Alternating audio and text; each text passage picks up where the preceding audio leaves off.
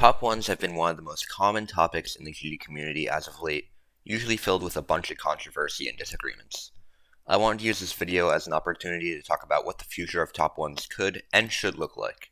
I really hope you guys enjoy this video, as it's pretty different from my usual style, and if you do, then it would be great if you left a like and subscribe to the channel. This video will be split into two sections, with a question that I give an answer to at the end. The first part is about gameplay, so let's get right into this, discussing the gameplay of top ones. The first part of the gameplay section is about variety. I'm putting this first because when it comes to top ones, this is the thing that sets your layout away from the rest. It's variety. Most of the most recent top ones are solely wave-based, which makes no room for any other skill set to be able to play these levels. Some good examples are Slaughterhouse and Sakupin Circles. These levels are literal nightmares for people who have more timing-based skill sets, and it makes it so they can't comfortably go for a top one even if they've beaten something like Firework or Oblivion, and should be able to beat a level of that difficulty. Acheron is the current top one, which is great considering variety, but I don't think it should have used only 1.9 gameplay. While this is a pretty interesting concept, it doesn't really work when we're almost 6 years into 2.1. A level like Abyss of Darkness would work, but the gameplay itself is just... no. This is obviously easier said than done, but I think if the team behind Acheron's gameplay made a top 1, but in 2.1, we could really have a banger on our hands. In general, variety makes your layouts way more interesting, and honestly, why have the 10 millionth Slaughterhouse remake when you could have one of the most unique, not just top ones, but layouts ever? There has been a rise of a more unique style for layouts lately, and if someone makes one like that, but top 1, that could actually be pretty cool. I think the entire community needs to see a change of pace for top 1 gameplay, so this is one of the most important points I'm bringing up. At this point, top ones are always going to be satisfying to play, as they test a human limit and are quite the challenge, to say the least. And the gameplay's flow in top ones is rarely discussed, so I thought I should bring it up in this video, as top ones will never be perfect and incredibly fun, if I'm being honest. But if they have a good sense of flow, then that can at least make up for it somewhat. Firework and Acheron are great examples of this in two different ways. Firework has very well synced gameplay, with ridiculously tight yet consistent timings, and waves. It is also proven to be accessible, as Artify jumped to it from 9 circles. Acheron is known for being very fun for a top 1, first of all, but it also has some of the most satisfying wave and ship parts to ever be created in my opinion, along with some timing-based parts that connect them well. And when you look at levels like Sakupin Circles, while it's satisfying, it's near impossible to get consistent. In my opinion, a level really can't be that satisfying if it can't be consistent, and even if it isn't perfect in that aspect, it's definitely possible to make gameplay that's very hard, yet consistently playable. When it comes to future top ones, I've heard some good things about Ascension of Heaven, but the high CPS parts do look pretty inconsistent. Maybe it's just the PTSD I have from the level Karma by R2 and Marwek, my former artist. Some of those high CPS parts kind of ruined most of Ascension of Heaven for me. Eternal Night or the Amethyst seems like probably the best upcoming top 1 gameplay-wise, as they pretty much fit the mold for a good and consistent top 1 with good flow. Side note, I wrote this before I found out that Kyuki existed, so Kyuki I'd say is like the best top 1 in a long time. The final gameplay related section is about staying unique. I've seen way too many remakes as top ones at this point, such as Riot's Demise and Nemesis. If we keep making layouts like this, which are completely uninspired and aren't even fun to watch, there won't even be any motivation to want to verify these levels. When it comes to a unique yet difficult layout, there's quite a few good examples. Imaginary Flowers by Chip is a level that pretty much is a perfect representation of that uniqueness. The click patterns are nothing like I've ever seen before, with even some triple clicks, which I've only seen in Shardscape before that. All of the memory is interesting yet understandable, with Wave being the main game mode used for the memory parts, which is rarely seen. Quick update, that was in the old version, the layout got an update and made the pre-drop all robot instead of Wave and Cube. The memory style in the robot part is great though. While I'm not a fan of ship orbs, the ship part actually uses them well to create a cool flow. This is a great example of how to create something unique that isn't weird or overall just unplayable. On the other side of the spectrum, there's levels like Descent into Exile. It's basically just there to be a hard level and to intimidate you. It doesn't have anything I haven't seen before, and I always forget about it despite only being long length. So how does this connect back to top ones? If we have really hard levels that are just there to be really hard levels with nothing special about them, what's the point of them existing? This is my main complaint for Acheron, and that's just a dark level that has nothing much to it.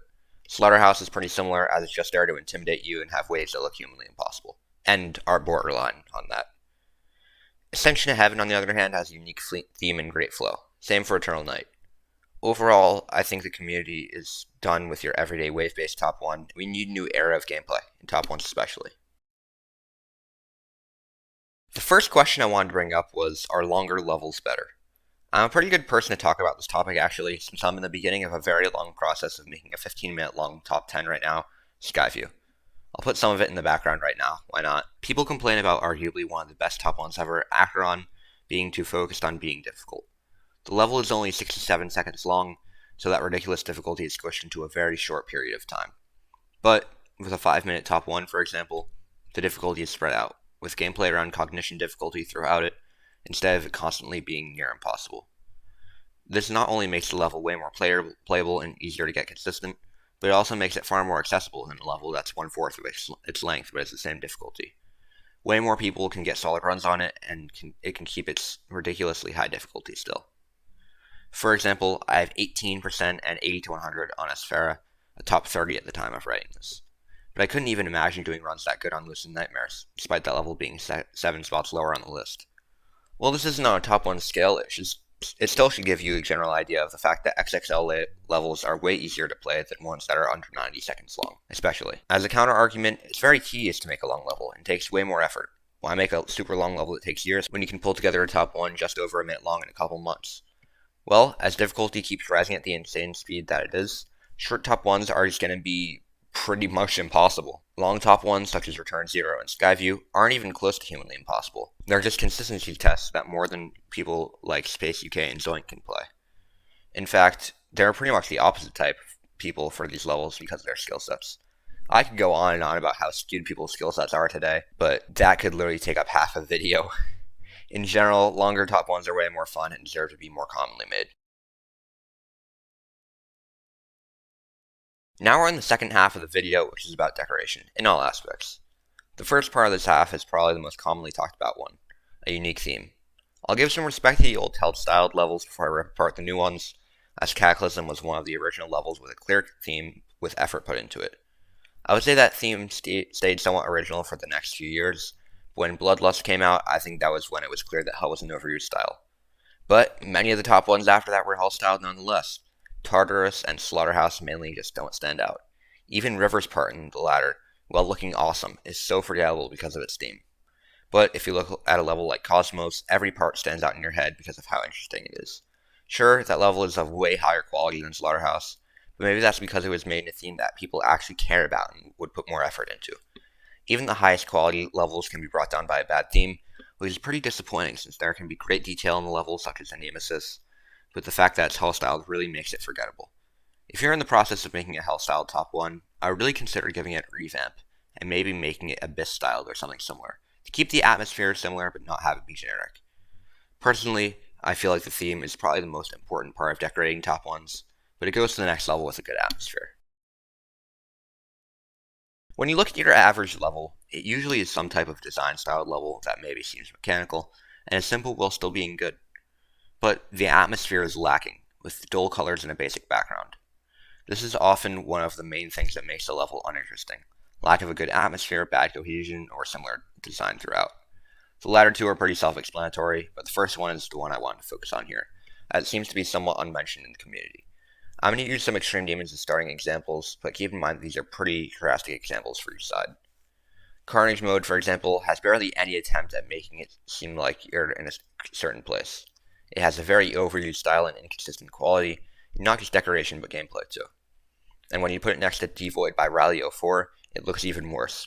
Devoid uses basic objects and turns it into something great, with amazing effects and an interesting use of light. Top 1 should be intimidating, so something like Totem could work really well, with dark colors being brought out by lighter ones. Atmosphere is definitely hard to nail, but if people put as much effort into atmosphere as they did into generic levels like Riot's Demise, it's definitely possible to create some great atmospheres. When you look at some mega collabs, they seem to have no sense of a plot line in a way. They're just there to be there. This is where a good sense of progression comes in. I'm going to take a different route now and talk about four more top 1s from 1.9, Bloodbath and Sakupin Hell. Bloodbath uses the song perfectly, and the use of speed changes are also perfected. The transition between Asonic and Etzer, for example, really gets your nerves going. A slow ending with the bright reds that pop out is also a great choice to bring intensity. This might not seem like much, but then you put Sakupin Hell next to it. The design stays the same throughout most of the level, it ends abruptly, and even the gameplay is basically a bunch of copy and paste. Progression isn't completely crucial to a top 1, and you definitely shouldn't spend a bunch of time on it, but taking the route of the Sakupen top 1s, hell in circles, definitely isn't a good decision. Probably the best progression in a hard level nowadays would be Firework, with a fast-paced beginning, a well-synced timing part in the middle, a constantly speed-changing second drop, and a long, slow post-drop to really get your nerves going. The last cube is one of the most nerve-wracking parts of a raid level in my opinion, with near perfect sync and changing speed. Even the way that the structures move makes it even more stressful. If you feel like you want your top 1 to go to the next level, try working on the progression a bit, as even a few small changes can go a long way. The second question for the video that I want to bring up is, how could the community open a new chapter of top 1s? Many people feel like upcoming top 1s are lacking and don't stand out, and worst of all, this has been a continuing trend for a long time. Levels like Sakupen Hell, Bloodlust, Tartarus, and Slaughterhouse don't even try to be unique, and considering that some of these levels were at the top for over a year, it's pretty obvious that the community would get mad about this. Luckily, things are going in the right direction though. Acheron started things off well as a great sister level to Tartarus and a non-hell styled top 1 for the first time since Zodiac, unless you count Abyss of Darkness. While not a top 1, Limbo by Mindcap and more is a great change of pace for a top 1, with a cool theme, outstanding decoration, and unique memory gameplay. But a level that has exploded in popularity lately, which is most likely a top 1, is Kyuki. The quality of the decoration in this level is crazy, not meaning to reference the song, but I guess I am now.